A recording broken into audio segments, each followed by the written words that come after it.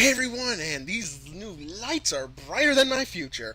How's everyone doing? And welcome back to Crystalline. But as you can see in the top corner, if you haven't seen me before because it was too dark, I am now brighter than brighter can be. Oh, but in the last episode, we made it to some, I don't know, Stone Hill, Stone City, I don't remember the name of it. And we played around with illusions. Let's just jump right back into it because it's been a minute since I last played. I decide to attend the expedition. I decide to attend the expeditions to learn more about the history of Asaria. I follow the signs directing me to the Heroes of Asaria exhibit and see a broad wall with an enlarged portrait of 5 people. Below the portrait is the text, Heroes of Asaria. There are a few historical items on display, safely preserved behind cubes of glass. I see a rusty sword which was found at the site of the first battle. On the wall is some information about the War of Asaria. I begin reading. The War of Asaria began with the establishment of Void. Originally shadow magic practitioners lived in harmony throughout the three kingdoms. A small faction became discontent with the status quo and abused the use of shadow magic. As this function grew, they became known as Void. They quickly turned into a dominant force and spread chaos throughout the kingdom. The three kingdoms, Havengard, Venaya, and Kresimar. Oh, my throat. Kresimar had been in constant state of land wars with each other, pushing their borders and boundaries, and did not initially notice the rise of Void through the disarray. Void was free to ravage towns and cities with all three kingdoms, and the destruction was immense. It was until the Heroes of Asaria emerged that the tide of war changed. Although originally divided, the three kingdoms realized that they had to work together to stop Void, and they collectively supported the efforts of the heroes. With the help, Void was ultimately defeated. The kingdom recognized that their wars helped carve the way for the organization like Void to grow, and they called a ceasefire. Together, they have established their borders and founded peace. All three kingdoms agreed that shadow magic was too dangerous of an element and banned its use. Thus, the Treaty of Asaria was signed. I heard tidbits about the War of Asaria, but this helps me understand the severity of Void's reappearance. They must have really wreaked havoc amongst the three kingdoms. There's an expert on the Heroes of Asaria as well. Oh, cool. Wait a second. That's the girl from the last episode who was talking to Broodman. I mean, it looks like her white hair, dark skin, purple eyes. Thumbnail, obviously. I apologize, I don't know what's wrong with my throat today. The Heroes of Asaria are a group of 5 people who banded together to defeat Void's operation. Although they come from different places in Asaria, they each had the same goal, to do whatever it took to protect their country and people. Top right, Isabel Celine. Isabel Celine is a skilled archer from the desert dunes of Venaya. Living in the harsh climate of the desert forces her to grow up quickly.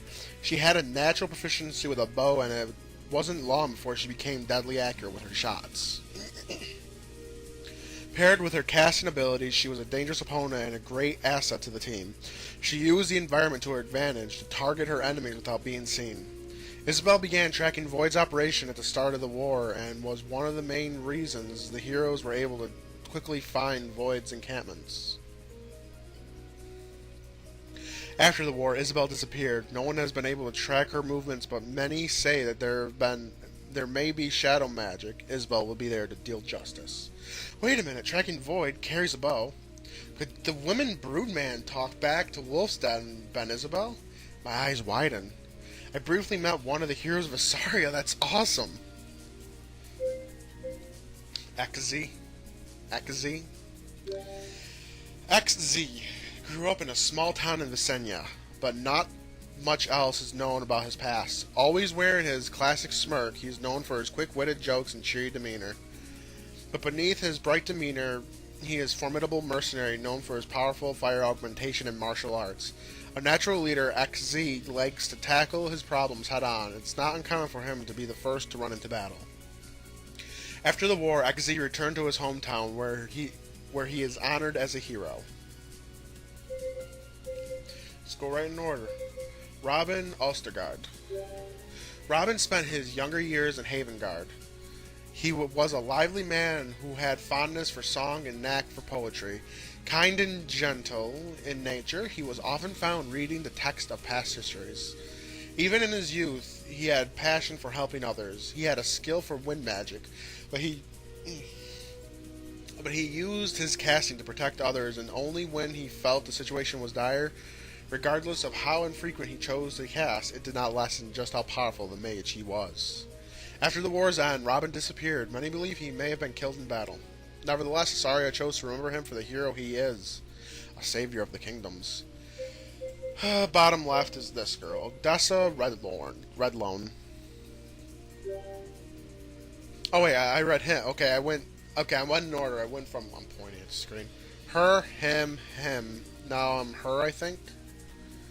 Odessa can always be spotted with her loyal pet mink, Mavia. Mink? Oh, Minko. Okay, never mind. Mava. She grew up in Havengard and was a proud student of the Mage Academy. She excelled in her studies, and was always in the top of her class. Upon graduation, she was invited to join the Mage Guild. A skilled firecaster, it is no surprise that she is selected to assist the guild during the battles against Void. Her magical proficiency and understanding of alchemy made her a valuable addition. After the war, she returned to her alma mater in Havengard, where she became a professor. Her expertise continues to shape the young minds of our mages today. Okay, now, Rixney? I can't say that name, just going to call him Linty. Rinks, I'm just going to call him Rinks actually, was a student at the Zelik Academy in Kazimar, where he studied to become a mage. He learned to conjure weapons of pure ice and was especially of frost and a specialty of frost magic. When the War of Asaria broke out, Rinks left the academy to join the fighting efforts against Void. Never one to think inside the box, he created and mastered a unique form of materializing weapons of all shapes and sizes. At the end of the war, he was invited to complete his studies at the Mage Academy in Havengard, which he accepted. He adjusted his studies to become a Mage Knight due to his weapon conjuration technique. After graduating, he joined the Mage Guild. He quickly rose through the ranks and earned the top honor of Mage Knight can receive, Class S. That's pretty interesting. I can see why the heroes are so respected.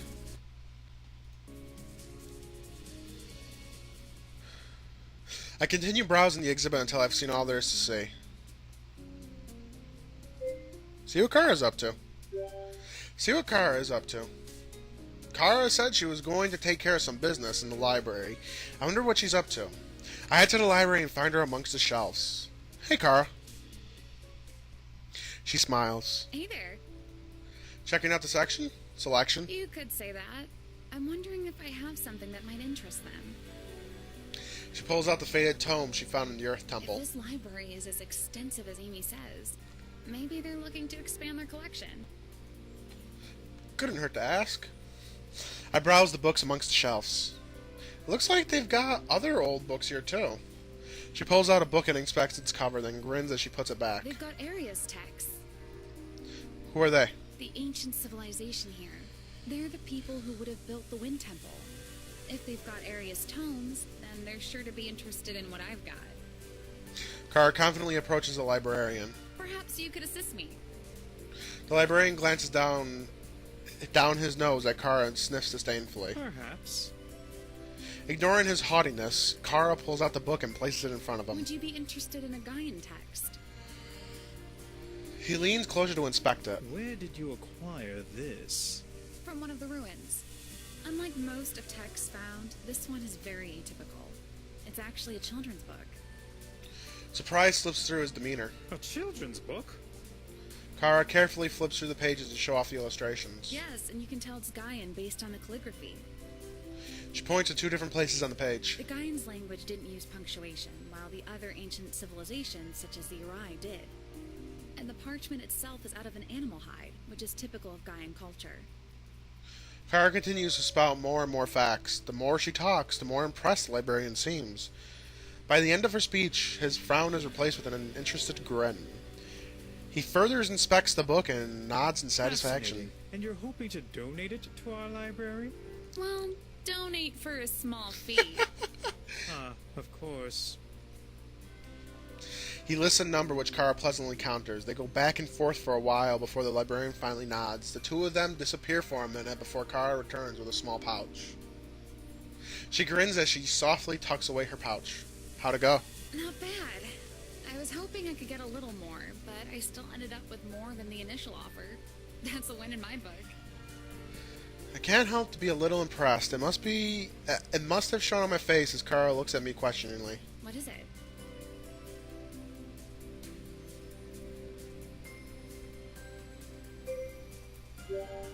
Nothing really. You just really know your stuff. I heard you explaining to the librarian how the book was gay.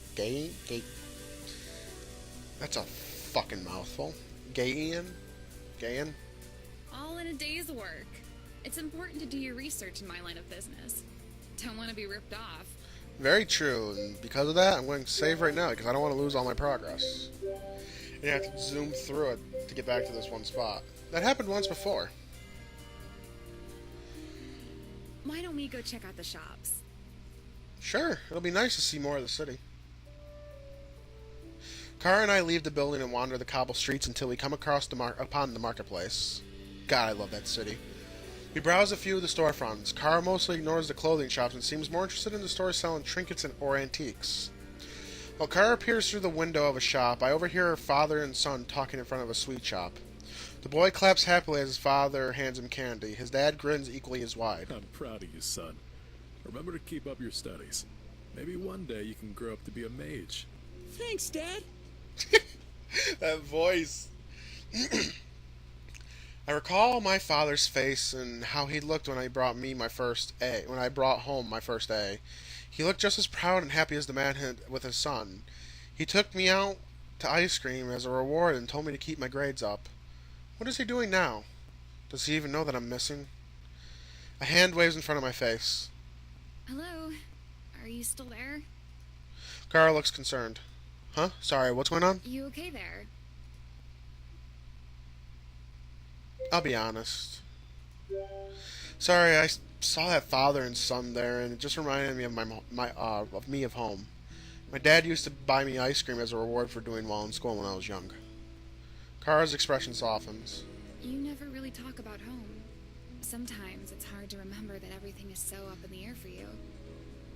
One minute you were living life as usual, and then in an instant all of that was ripped away and your life turned completely upside down.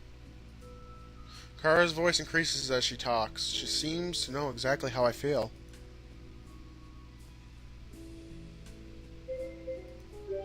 Sounds like you've dealt with something similar.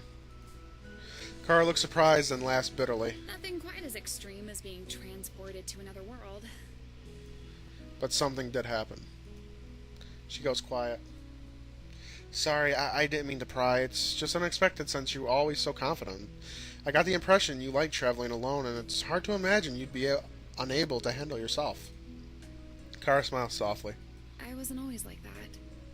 When I was young, I lived with my father in a big town. I went to school and gossiped with my friends and played with dolls just like every other little girl. I can't imagine you playing with dolls. She laughs. I love them. It's a bit embarrassing how many I had.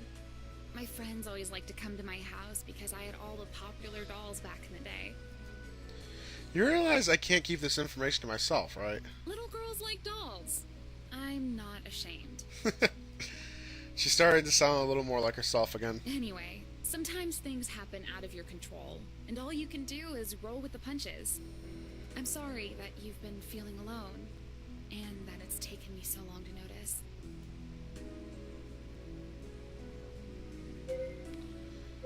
Not lonely, thanks everyone, it's true.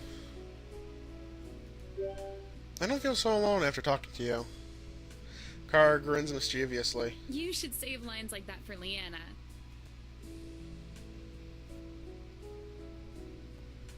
That's not what I meant. Well, I no, I didn't mean it like that. Carl laughs. I know, but your reaction was worth it. She glances down the road. Let's keep going. The more we know about Kiara, the more I start to like her. I nod. We walk around for a while longer to explore the city. We eventually return to the library and the exposition hall and part ways. I'm ready to call it a day.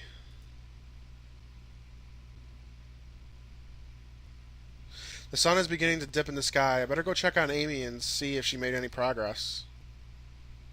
After entering the library, I spot Amelia at a secluded table surrounded by a mountain of books. She doesn't hear me approach. Hey, Amy. Hello. She doesn't look up from her textbook. Did you make any progress? She finally looks up at me. Yes, I did. She gestures to the book around her. All of these texts include data on the 100 floating isles. I have spent the afternoon gathering and analyzing all of that information. Floating isles? Wait, did you say floating isles? Amy blinks. Yes, As in, they're hovering in the air. yes. You don't seem surprised by this. Of course not.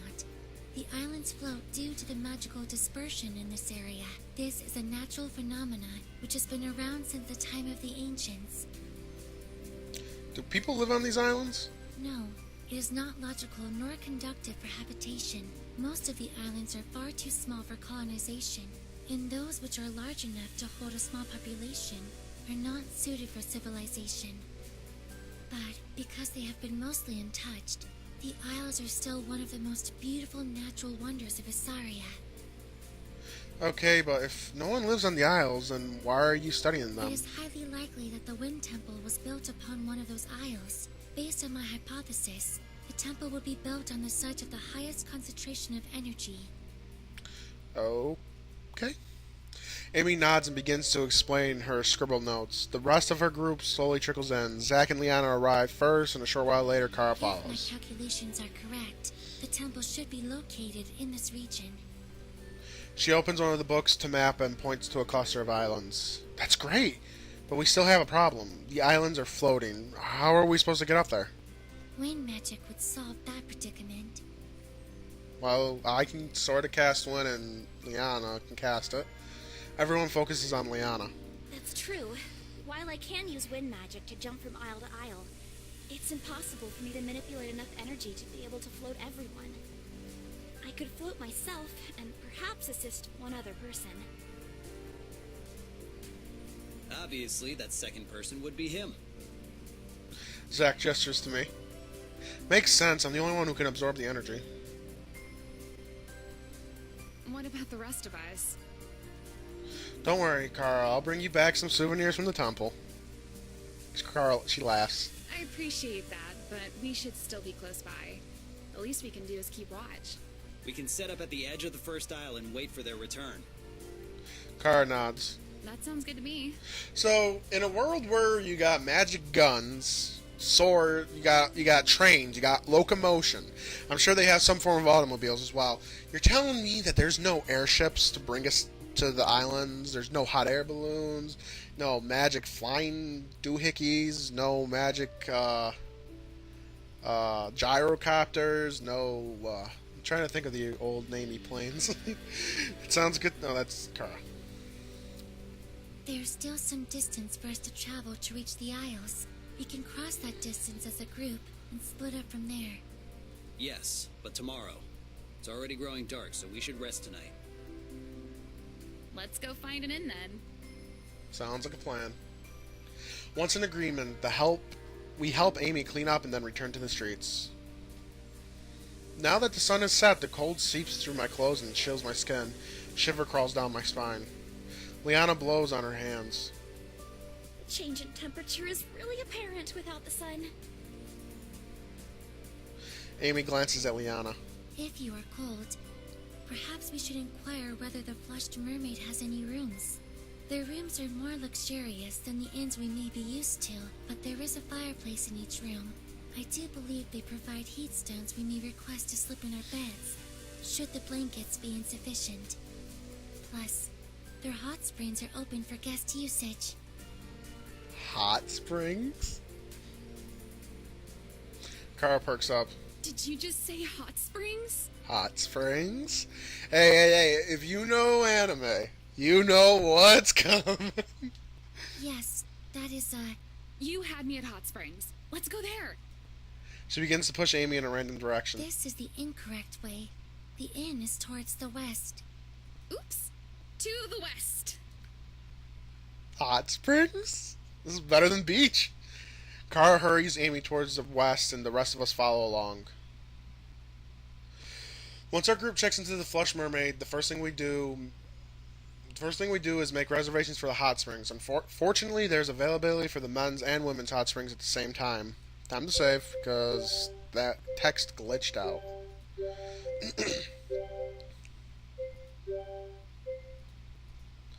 After we complete our reservations, we receive our keys to the rooms. We go upstairs to get ready. Okay, they weren't... Now, this is nice. This is better than seeing the same old inn over and over and over again. This is nice. Amy was right when she said their Flush Mermaid had nice rooms. These are a lot more elegant and grand than any of the others we've stayed in. Zach and I enter the room, and my eyes are drawn to the pale wooden dresser gilded with clamshells and pearls. That would be that. 2 couches sit before a flickering ivory fireplace. The mantel is streaked with silver waves with a mermaid carved at the center. Dang. Why don't we always stay in rooms like this? They're expensive. Short and sweet. Zach heads to his room, and I find robes and towels in my closet. Once I'm ready, I meet up with Zach, and we go downstairs to make our way to the men's side of the hot springs. I'm already blushing. Why did this screen suddenly go into, like, HD? That's weird. We step down into the pool, shivering at the first touch of heat. Zach settles across from me, envelops in vapor clouds. I sink even lower for the water to cover my chest. Hey, Pongo! Pongo plops next to me with a small splash. After a moment, he drifts back up to the surface like a fishing bobber. The Pongo drifts in place, his mouth still covered underwater. A second later, he lets out a heavy, bubbly noise. I smile and pat him on his head. It's nice, isn't it? Pongo beams up at me. He leaps out of the pool and then makes a game of jumping in and out of the water. So... Zach doesn't even open his eyes. His arms are spread across along the edge of the pool. How's life? Fine. Oh my god. All those scars. Okay, so it's just the background because he goes in front of the black bar. Silence. Catch any scary bad guys recently? No response. I frown, sinking a little lower into the water. I notice a huge scar that ripples across Zach's chest. Cool scar. Where'd you get it? Zach finally opens his eyes. He stares me down. Okay, maybe I struck a nerve. Never mind. Zach turns away. Man, this obviously isn't going anywhere. I might as well just enjoy the hot springs and stop trying to get him to talk. I close my eyes and try to brush off our awkward conversation. Everything is so quiet. Too quiet. I don't even hear the Pongo splashing around. I open my eyes and I realize he's not here. Hey, where's the Pongo? Zach looks around. The Pongo is nowhere in sight. The Pongo is constantly running off. Aren't you curious about where he goes? No. If he's not hanging around with me, he's usually with Amy for science.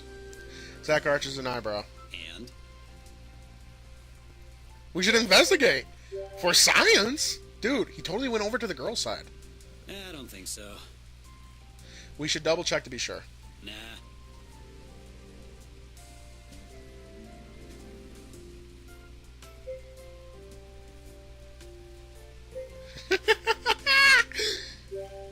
Don't you want... Okay, game's glitching out. Game's glitching out. I'm saving.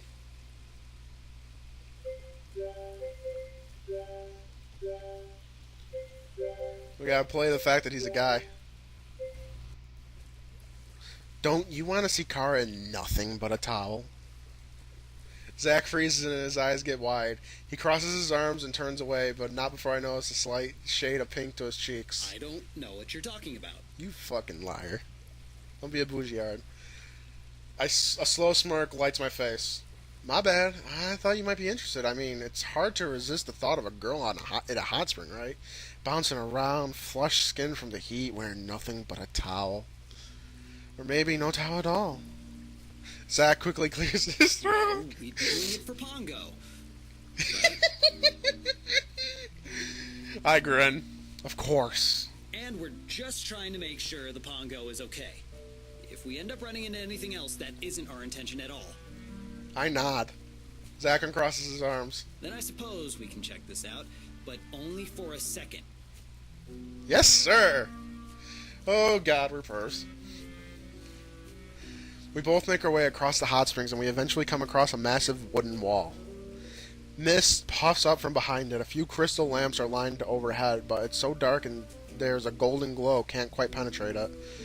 We hear a loud splash followed by a bunch of girlish squealing. I can't seem to make out any of the words.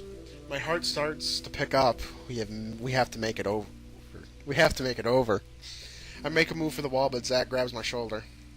No, this way. Huh? Why? There's a darker spot over there. Less risk of being seen if a guard comes this way.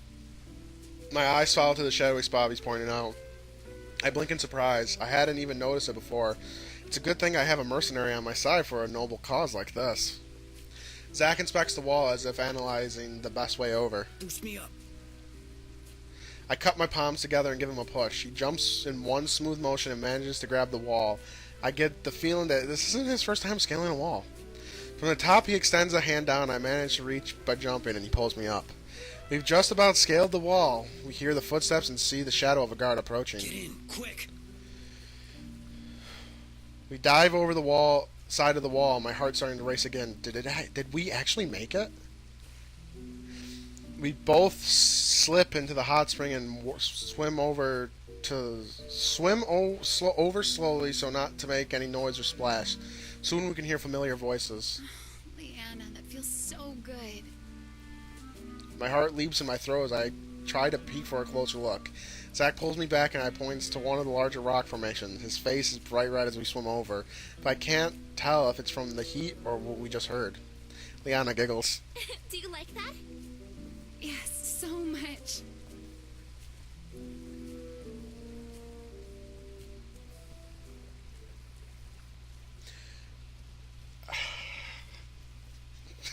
Jesus fucking Christ. I'm going to hell part 2. We settle behind the rock and peek over to greeted by a perfect view. It's almost as if the person who designed this hot spring knew exactly what these rocks would be used for and gave his or her blessing. Thank you, hot spring architect. You're the real hero here. You know, you're the real MVP. The first thing I see is the Pongo splashing around. That sneaky Pongo. I know he'd ditch us for the girls. All right, now it's my turn to wash your back. Turn around. Okay. I like the sound of this. My eyes follow the voices and... oh, shit. Kara! My heart stumbles to a halt. This is getting me kicked off YouTube. Thank God for the fog. Kara's for science. Kara stands behind Liana. Her arms are wrapped around Liana with... Kara stands behind Liana. Her arms are wrapped around Liana with her hands resting on Liana's breasts. That does not look like the backwashing to me. Oh. Kara looks surprised before a feline grin spreads across her face. I was definitely not expecting that sort of reaction from a mage knight. Huh? What? Liana glances down and takes her a second to register what's happening, and her face goes from sunset pink to murderous scarlet. Kara! Kara laughs, letting Liana squirm a little. How could you do that? Kara giggles and nuzzles her face between Liana's neck and shoulder. Are you really surprised? Liana twists away from her, crossing her arms to hide her chest. You can't just... She sputters as words escape her. To be real. Fuck it. This is a good day. What? I mean, this is a good day. It is most perplexing that Leanna continues to claim disinterest in Kara's actions, even though her body language and audible responses are that of positive stimulation. Please tell me she's not talking to us. Amelia! Oh, okay. I was about to say, I was about to think she's behind her. I like her hair up better than down, actually. I'm not gonna lie. But I honestly thought she was gonna be back there with the rocks with us and gonna be fucking busted. Liana's face turns an even brighter shade of crimson. That's not true! Wait, what? Continues to deny Kara's advances? How many times have we missed out? Really? The Pongo bows with just eye above the surface, staring in our direction. His voice is bubbly and muffled from being underwater. He blinks. Oh no, can he see us? We're doomed. Pongo jumps and lands on the rock we are hiding behind. He bounces up and down with a huge smile. Pongo, no, shh! Get your Pongo under control! It's not my Pongo! I'm trying, damn it! What's going on? Pongo leaps higher and higher into the air. He reminds me of an excited little dog running up to greet you after a long day at work. Liana reaches for a towel. Is someone there? Crap, what do we do?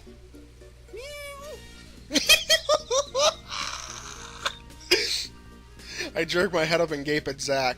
That was the most unconvincing cat sound I've ever heard. A serpent smile slides across Kara's face. She plants a hand on her hip. That you? Meow? Kara laughs out loud. Oh, this is gold. Dude, has that ever worked for you before in your life? Once. What? How is it even possible? I realized the guy was deaf afterwards. The Pongo bounces up and down, going crazy with happiness. I hear more than one voice. Fuck, we busted. We should have gone. Liana looks horrified. She hauls herself out of the water and wraps her towel even tighter around herself. Stumbling, she lunges for a pile of fluffy towels folded off to the side and starts cloaking them around herself. Pongo leaps off the rock and straight into my arms. I let a deep, deep exhale. The gig is up. I stand and Zack begrudgingly does the same. Pongo leaps up into my shoulder and snuggles against my cheek. Oh man, he's so sweet. How can I stay angry? Maybe it's because I die here tonight. Amelia cocks her head. It is quite surprising to find you two occupying the same hot spring as us. After all, this is the women's side, and you both are men. Thank you, Captain Obvious. My face goes hot. Oh, what is it? We're obviously lost. Kara giggles. What a terrible excuse. Liana has somehow successfully swaddled herself in at least 10 towels. She reminds me of a fluffy marshmallow. You guys! I was hoping she'd have an art for that because I just wanted to see like a ball of towels around her. One of the towels falls over her face. She huffs and shoves it out back. You guys can't just come over here. Kara winks. Yeah, if you wanted to hang out, you should have just said so. Huh? Kara grabs our arms and yanks us out of the bushes. Really? Liana looks mortified. What? She grabs even more towels. I'm not sure what part of herself she's trying to cover up at this point. Kara leads us into the water and smiles. We don't mind. Right, Amy? Amelia Berry registers Kara's comment. The activities of the rest of the team do not concern me lest it disturbs my research. Research? Amy nods. She lifts her hands and makes some of the water rise, shaping it into little dolphins. Really? She can cast water? The Pongo blinks curiously. He jumps down from my shoulder and onto a small rock into vegetation. She smiles and waves her hand. The tiny dolphin dives in and out of the water. The Pongo's eyes sparkle with wonder. She looks pleased with herself, but I have no idea what the heck she's trying to research. Kara slides in and bumps Zack with her hip, making him jump. So, did you like what you saw earlier? He turns away and crosses his arms, but his cheeks turn slightly pink. I saw nothing. Kara smiles, turn wicked. Oh, really? What a shame. Well, now that you're here, you might as well make yourself useful. I need my back washed, please. But Leanna already did. I thought you didn't see anything. Busted. Zack shuts off and his face becomes red. Kara grins and his hands him a loofah. I swim over to the side so she can prop herself up and relax. She sets Zack to work. I swim to one of the edges with the Pongo and Amy having fun and Zack and Kara doing their own business. There's only one person left. Where? Hey, where did Liana go? Huh? I turn around. There's nothing to except for a pile of giant towels as tall as a human. This girl. Liana, is that you under there? No. The towels shiver a bit as what I'm guessing is Liana shifting around from underneath. Why are you buried under all those towels? It's just very cold out here. Cold? Yes, In the hot springs. that's right.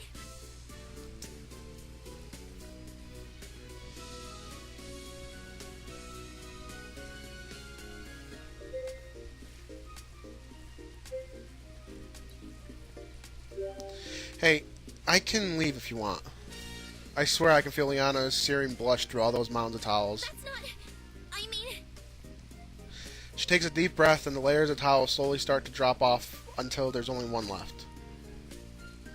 She comes over and takes a seat at the edge of the spring, letting her legs dangle in the water. Her face is still flushed, and I have a feeling it's not just from the heat. You know, all things considered, I think your wolf's den armor was more revealing than this. Liana blinks at me, then she laughs. You might be right. Although I do have a confession.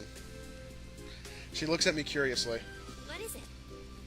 Even with the stack of towels, I saw something just now that I've seen when you're that I didn't see when you were wearing that other outfit. Your ankles. Liana bursts out laughing. Oh no! How embarrassing! I feel so exposed!